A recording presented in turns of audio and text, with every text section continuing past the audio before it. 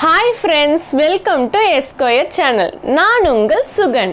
நாம இன்னைக்கு பெண்ணியம்ல என்ன டாபிக் பேச போறோம் அப்படினு பாத்தீங்கன்னா, பிறந்த குழந்தைகளுக்கு எதனால விக்கல் வருது, அதை எப்படி சரி செய்யலாம்ன்றதை தான் நம்ம பார்க்க போறோம்.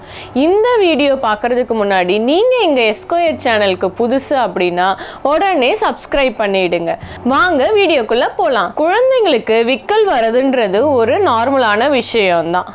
அவங்க பாடியில நடக்கிற ஒரு சில ஃபங்க்ஷனல் சேஞ்சஸ்னால தான் அவங்களுக்கு விக்கல் வருது. அதை பார்த்து நம்ம பயப்பட தேவையில்லை.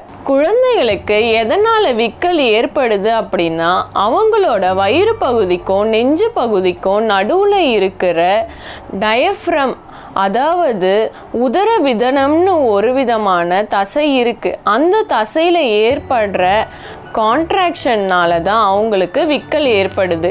இதை தான் பெரியவங்க குழந்தைங்களுக்கு விக்கல் வரும்போதெல்லாம் குழந்தைக்கு குடல் பெருக்குதுன்னு சொல்லுவாங்க.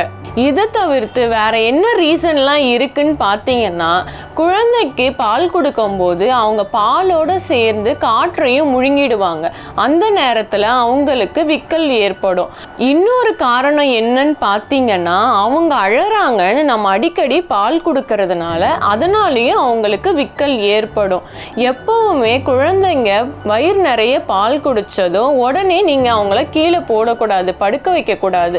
அவங்கள இந்த ஷோல்டர் மேலே அவங்க வயிற்று பகுதி படுற மாதிரி அவங்கள தூக்கி நிறுத்தி முதுகு வழியாக தட்டினா அவங்களுக்கு நல்ல ஏப்பம் வரும். அதுக்கப்புறம் நீங்கள் போட்டிங்கன்னா அவங்களுக்கு ஃப்ரீயாக இருக்கும், நல்லா விளையாடுவாங்க.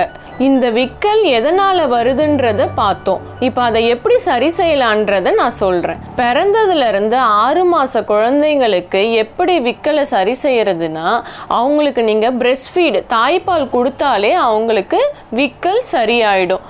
6 மாதத்துக்கு மேலே இருக்க குழந்தைங்களுக்கு நீங்கள் கொஞ்சம் தண்ணி கொடுக்கலாம், அப்போ அவங்களுக்கு விக்கல் நின்றும். இவ்வளோதாங்க.